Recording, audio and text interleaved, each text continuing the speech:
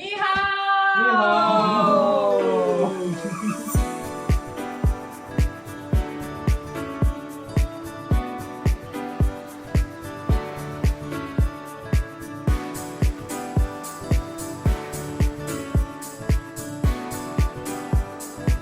在这山上，就是新西兰最高的 whisky 酒吧。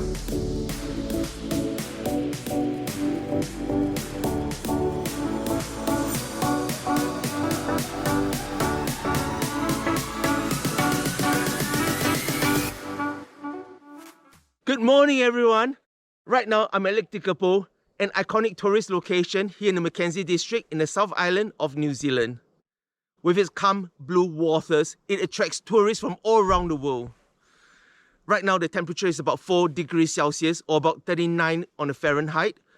And I have to say, even though it is chilly, the sun is out and it is absolutely gorgeous. And in fact, it will be a beautiful day. So come on with me as we check out in this episode, Lake Tekapo.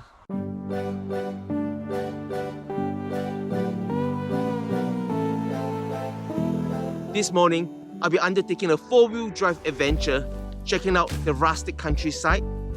And this evening, I'll be heading towards the Dark Sky project. And hopefully there'll be clear skies because with the powerful telescope that they have, I'll be able to see the stars and constellation.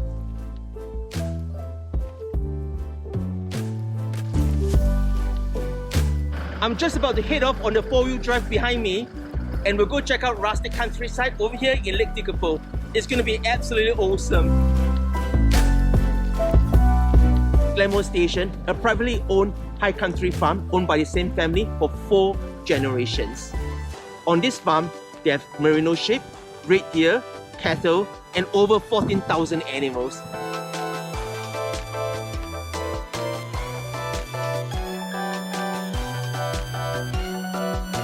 And right here, I've got merino sheep, or 11,000 merino sheep. And this is New Zealand's version of traffic jam.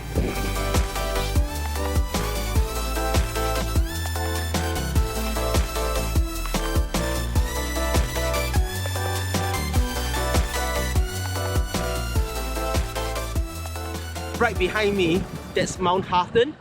But more importantly, I want to introduce you to Christina, my very experienced adventure guide. This is Christina.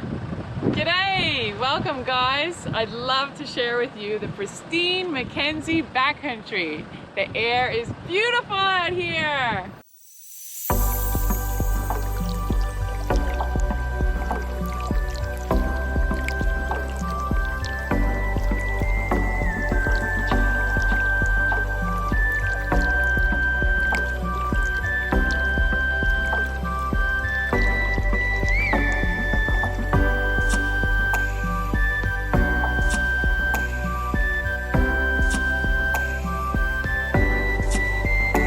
We've driven 45 minutes from the gates of Glenmore Station.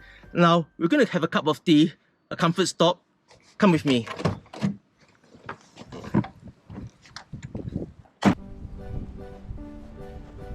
I've had a cup of tea and I asked my host Christina for a drink of water. And you know what? She handed me an empty mug and she said, go fetch yourself a cup of fresh alpine water right from the glaciers.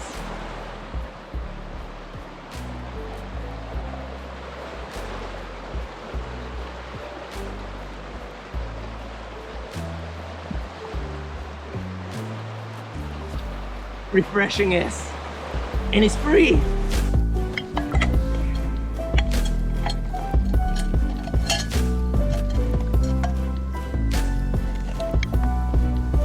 Oh, don't worry about it. And Christina just told me something about whiskey, which I know that all you guys like. So there's an adventure which she hosts as well. You can order a bottle of whiskey, which will be dropped off to you either by 4-wheel drive or by helicopter. 2,200 meters up on the mountains, possibly the world's tallest whiskey bar. The world's highest whiskey hut. There you go, Jim Beam and Coke or something else. Looking at through the vast amount of landscapes is amazing. Woo! It's been such a great experience going on a 4-wheel drive adventure with Christina. She's such an amazing guide and so knowledgeable. I think for me, the thing I thoroughly love about day trip was the opportunity to learn about the history, the geology, but also to see the vast landscapes in all its natural glory. Now, the next stop, gonna head up to Mount John, where we'll be checking out the observatory. And later this evening, we're coming back to the same location, Mount John, where we'll be part of the Dark Sky Project group. It's gonna be an awesome experience. Cheers, guys.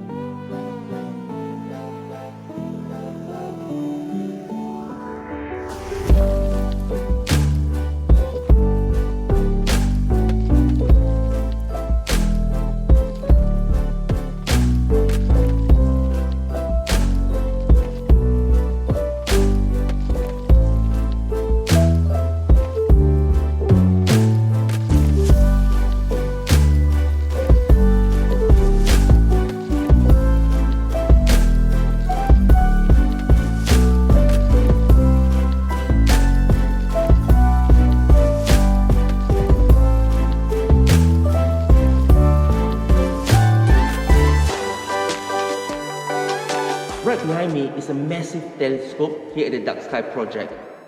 At a certain point when it gets dark, at the push of a button, the dome above it opens up and the telescope could be adjusted to a certain angle and pick out into the entire skies. If you're into astronomy, this is one of the places to visit when you're in Tekapo.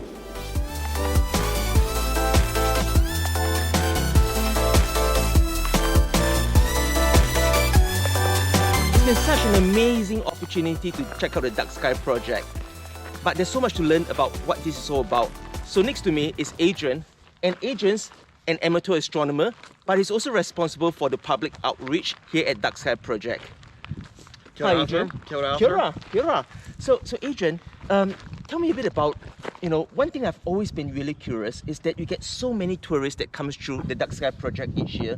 So what is the number one question that you get most often? Well, we have plenty of questions that come back often. One question that people ask very often is, how do you know the distances to stars? Because when we talk about 3D in the sky, etc., we talk about distances a lot. So a question that logically will come is, how do you know how far away those stars are? And I like this because it means that people are interested in the knowledge that we're delivering.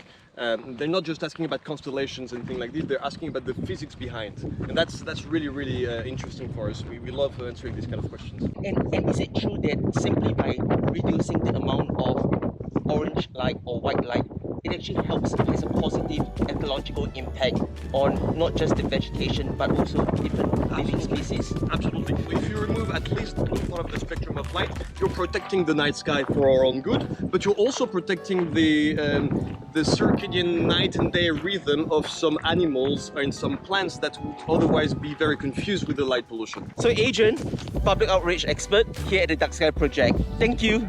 Thank you, Arthur. Thank you, everyone. Cheers. It has been an amazing 5 days here in the Mackenzie district, and I've thoroughly enjoyed myself. Before I boarded my flight from Wellington, to be honest, I wasn't sure what to expect, but the weather gods have been incredibly kind to us, and I learned so much about the history, heritage, and of course the beautiful people from this region. And I have to say, I'm leaving tomorrow back home with many fond memories, and I'll definitely be back. So guys, thank you for your support.